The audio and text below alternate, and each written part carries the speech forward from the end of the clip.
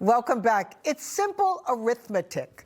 The more government services taxpayers have to pay for, the less money they have left in their own pockets to pay for what they and their family want. Democrats across the country are pushing to add a new entitlement, childcare for infants and toddlers. It's hard enough to afford your own kids, much less paying for everybody else's.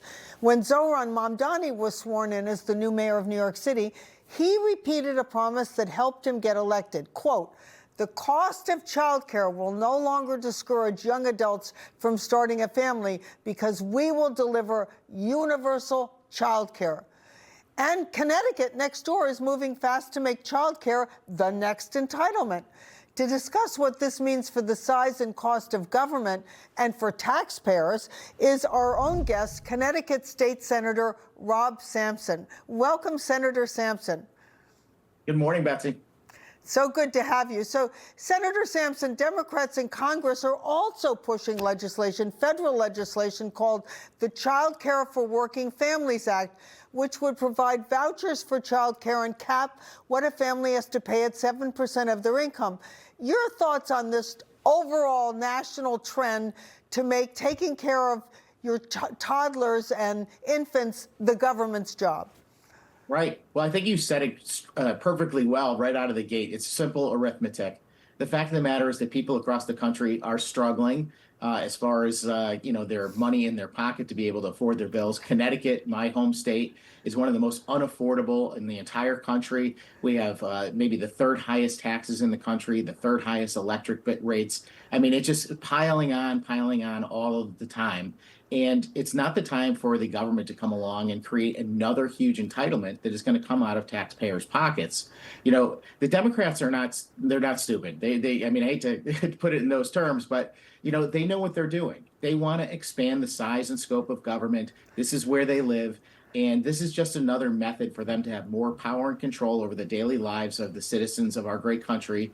And it's very hard to say no to. I mean, we're going to provide free health care. Or it's always a good thing that people will receive with open arms. But you have to remember, somebody's got to pay those bills. And I've got struggling seniors, back at home that can't afford to pay their medications or, clean out their gutters or get their boiler started for the winter. How are they going to afford the additional taxation that this is going to require? That's the big question I would have. And it's not just, quote, taxing the rich, as Zohran Mamdani promised. Even looking at the Fiscal Policy Institute proposal in New York, it includes payroll taxes that every working person has to pay. So whether you have children or not, you're going to be paying for the kids next door. Governor Ned Lamont, Connecticut's governor, styles himself a moderate, but his aggressive sponsorship of childcare really puts him in the same camp with Mamdani. So are Republicans in Connecticut speaking out against this idea, this very strong leftward lurch to make caring for your toddler and your infants the government's job? Yeah, no, I wish that there was a more vocal opposition to policies like that. The premise of the idea that Ned Lamont is a moderate is somewhat stupendous to me. That's a product of the Republicans in Connecticut trying to triangulate against the very left-leaning leadership of the Democratic, legislature. Sometimes it's better to work with the governor versus the leaders of the House and Senate Democrats.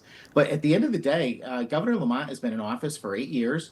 He has signed into law a tremendous mountain of terrible policy. I mean, think about, his DEI propositions, tampons in schools, boys' rooms. I mean, massive expansions in spending, Right. almost $1 billion in new taxes, I think, under Ned Lamont. So, I mean, he is no moderate. That is a fallacy of the greatest proportion. And this expansion is huge.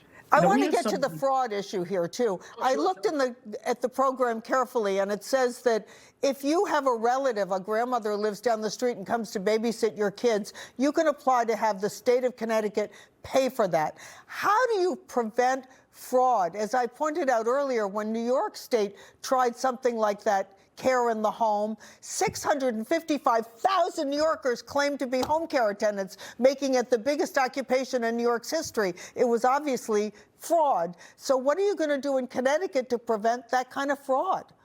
Right. Well, unless we have a Republican governor next year, I don't know that we're going to do much of anything.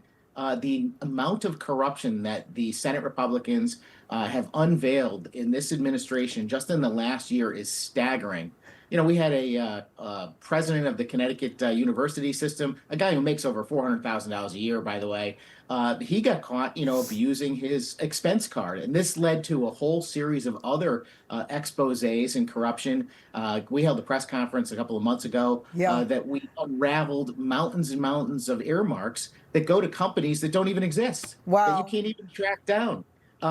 This type of fraud is the direct result of massive growth of government. And when you have a party that's been in power for decades and they're extremely overconfident, like the Connecticut Democrats have. Well, thank you, Senator Sampson. You are a real public servant, a real friend of the taxpayer. Hope you'll come on again soon.